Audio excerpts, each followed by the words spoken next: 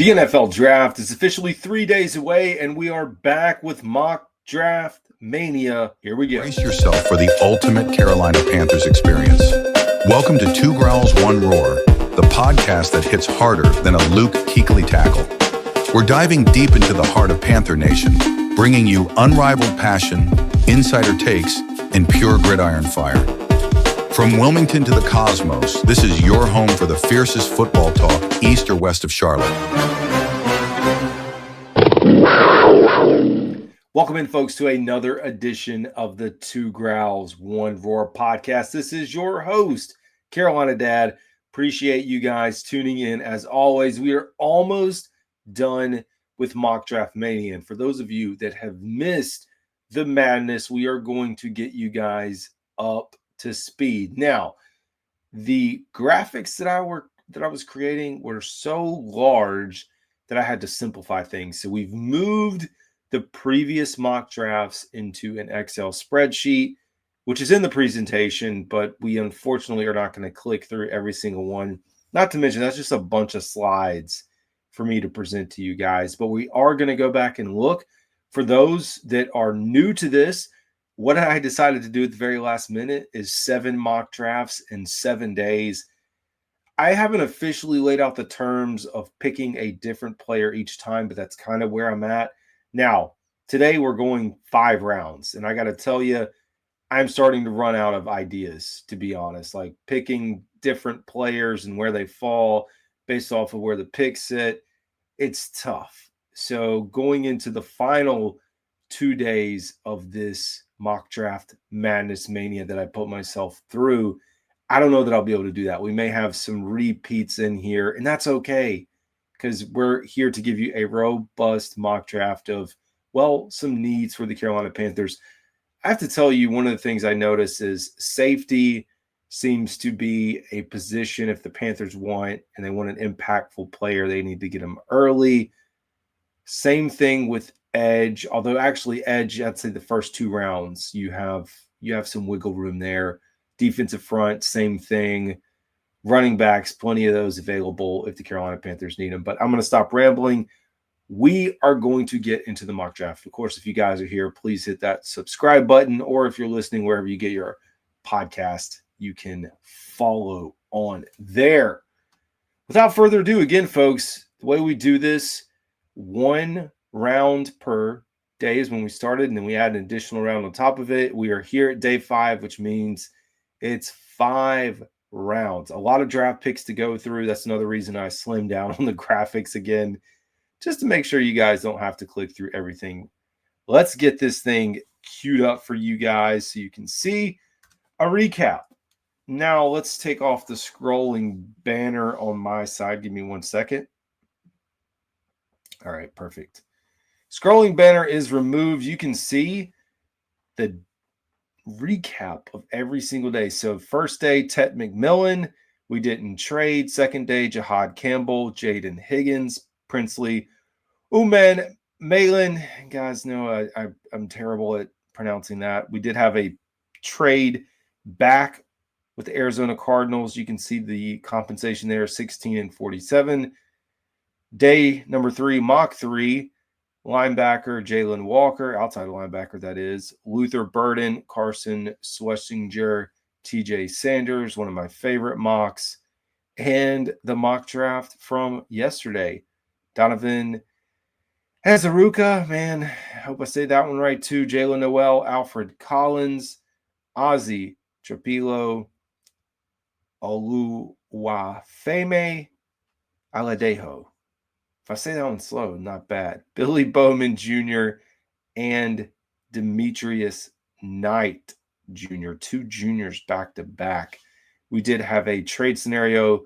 My favorite trade so far, round 1, pick 18 to Seattle, or excuse me, round 1, pick 8 to Seattle for round 1, pick 18, pick 50, and pick 82. That was quite the haul. And folks, I am using, for the last 2 drafts, ESPN Mock Draft Simulator. So when you go to propose a trade, so it's not like the other sites where people come and just there's 50 trades that are totally unrealistic. they're pretty on par on the ESPN side. So it'll tell you if the fair is on trade, like in your favor, if you're not giving up or getting enough in return, or if the team that you're trading with is giving too much back. But again, not here to talk through that. We're here to break down the draft again. Man, I'm excited for this draft to be here, to be over as we get through the final stretch of mock drafts. To be honest, I don't know how people can make 8 or 9 of these. Like, to me, it's a good repetition thing because you learn about some of the guys, where you think they'll be available. We know those things change, but without further ado, let's jump right in. I did have another trade because that's just where we sit today. Maybe in the next 2 days, we won't trade the first round pick, stay on par with pick number 8 like we did day 1. But round 1, pick 8 to the Indianapolis Colts for pick 14 and pick 45. I continue to look in that teen range where the Panthers can pick up, again, move back a few spots in the first round, and then in addition to that, pick up a pick early in the second rounds. We know there's a big gap between where they are today at 8 and 57. So anywhere we can jump in, maybe in the upper 30s, probably not, but in the 40s. I even take the 50 range, which you guys have seen. So anywhere in that 40 to 50 range, picking up an additional pick and moving back a few spots in the first round is where I'm sitting. Now, we've went over this. It's tough. It is difficult to try to pick a new player each time because you see some guys that fall and you're like, oh, that would be the perfect player. We're going to use, again, still using ESPN, but a little different graphic for the folks that have been following the graphics that we've had the last few days. If I had to condense, because it's a lot of work to get these up, you guys don't care. So let's jump right into it. Round 1, pick 14, Mykel Williams. That is your selection. Now, he is, of course, an edge outside linebacker in competition with Jalen Walker. But to be honest, when you watch both of these guys compared to each other, I know they're different types of players. You may honestly take Jalen Walker. Now, Mykel Williams is a bigger player. He's more of a true edge. But I don't know how many people saw the Georgia tape that they had a few days ago that the Carolina Panthers chose to skip. You could see the difference between Walker and Williams. I mean, meaning the athleticism of Walker is there. But he is ranked 9th overall according to ESPN. The chance that he would be available at this pick is about 75%, so that's good. And the chance he would be available at the next selection for me is less than 5%, meaning, hey, this is a good pick. Odds are he is not going to be available the next time the Panthers come on the board. Now, where things get really difficult is in the second round. We've taken quite a few wide receivers. We've looked at tight ends, or at least I've looked at tight ends. It's tough to figure out, like, who's next. We skip over some of the top-tier safeties. That's one of the bad parts of where they pick right now. You get an edge, but you're going to miss out on one of the top safeties. However, there's still some good talent available. Round 2, pick 45, Benjamin Morrison, cornerback out of Notre Dame. He's the 44th overall prospect on ESPN. The chance that he's available here, 72%. And the chance he's available at the next pick is 41%. So still a possibility, but our odds are declining. So when you talk about this, it's like if this is your conviction to get this player, now is your opportunity to do it. Now, talking about the need of cornerback, being honest, like you have J.C. Horn, you have Mike Jackson. This is the possibility that you have more of that nickel that we know we're going to see a lot of. The nickel plays a big role in the 3-4 defense because a lot of times you have nickel coverage, and especially with the air passing game that's, come to the NFL, you would expect to see it a lot. And so any chance you can, in my opinion, to upgrade, maybe you would have. And again, it's because I've already picked wide receivers multiple times. I've picked linebackers. So a lot of the defensive lineman guys that you traditionally would pick, I couldn't do it this time because, again, I'm trying to officially pick a new player each time, which, again, it's just getting harder and harder. And speaking of getting harder and harder, and moves us to round 2, pick 57, but it is our second pick in the second round. Elijah Arroyo, tight end out of Miami. Again, folks, it gets tough trying to piece these things together and change it up, but I like to have a variety. 40th overall prospect. There's about a 69% chance he would be available. Only a 28% chance he's available at the next pick, which means he's a pretty good prospect. Now, I know the Carolina Panthers have Tommy Tremble. They just drafted Jatavian Sanders. They brought in the basketball player from Coastal Carolina, monster dude, Colin.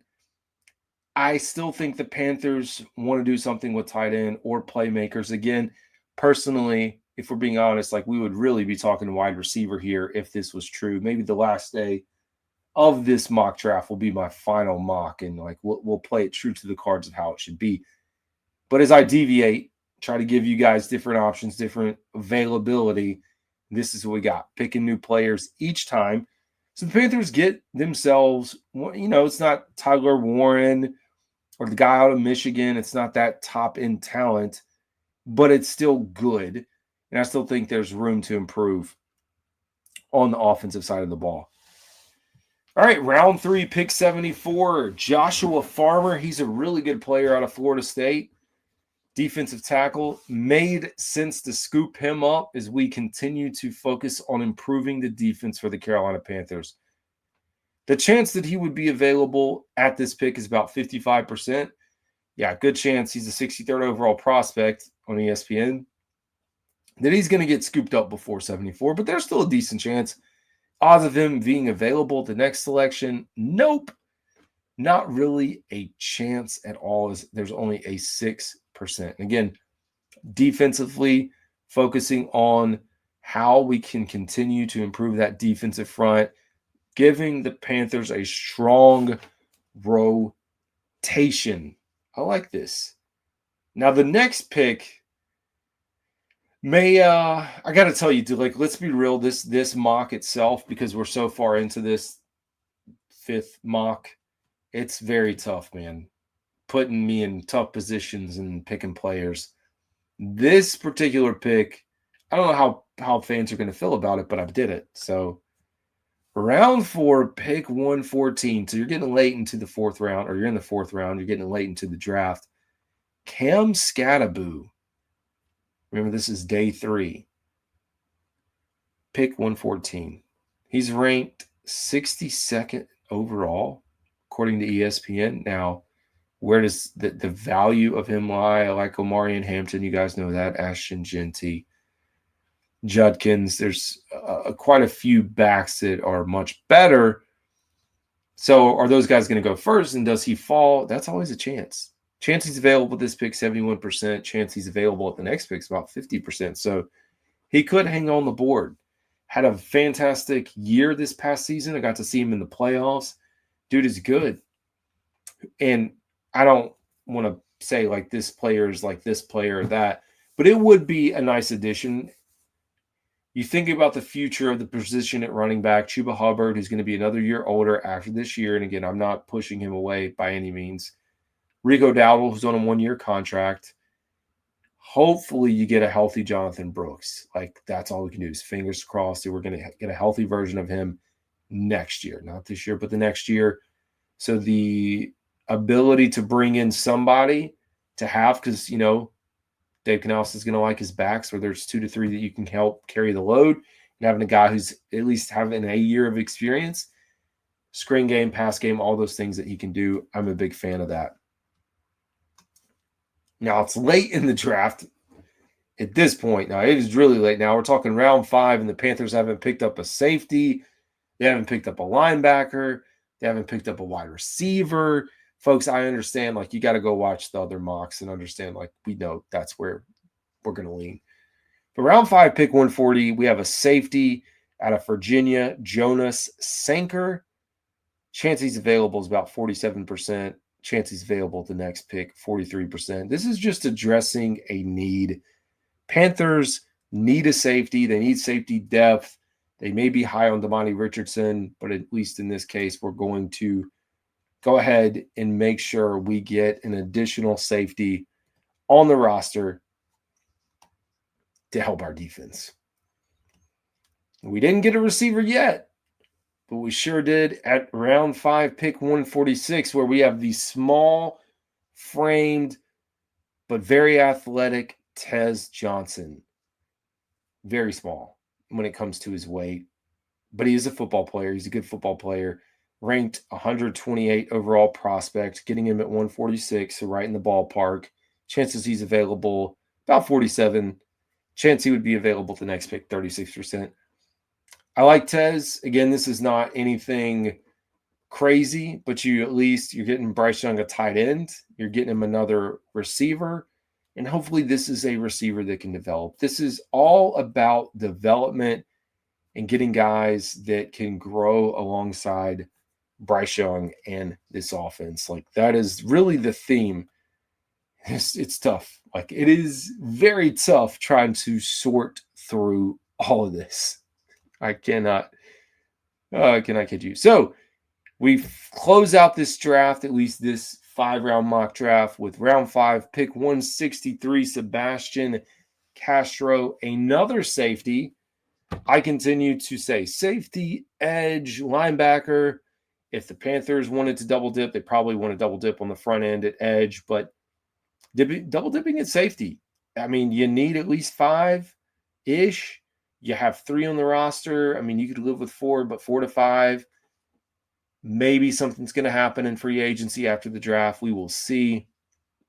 There's a good chance he's available. To be honest, this is depth. You look at his size of like 5'11". I mean, like we're not really getting a lot here. It's more of trying to, when you talk about teams reaching, this would be a reach. You have to be honest. This would be a reach. Well, folks, that is it for your 5-round mock. Picking different players, it was tough. We have 2 days to go. Tuesday's mock draft will be 6 rounds. It's supposed to be 6 rounds. The Panthers don't have a 6-round pick. So maybe what I'll do is finagle this and somehow get a trade back into the 6th round. That should work. And then we can actually have a 6-round mock draft. How about that? And then the 7th round, final. I got to tell you, though, folks, tomorrow you may see some crossover. It is difficult trying to pick. I still have a few guys. I still have Tyler Warren, Pierce. I can't remember if I picked Mike Green. Did I pick Mike Green? Let's throw it up here. Oops, I made myself disappear. I did not pick Mike Green. So I got some options. I've got some options for the last few days. 2 days to go. But anyways, folks, that is going to do it for today's episode. This is Carolina Dad. Y'all have a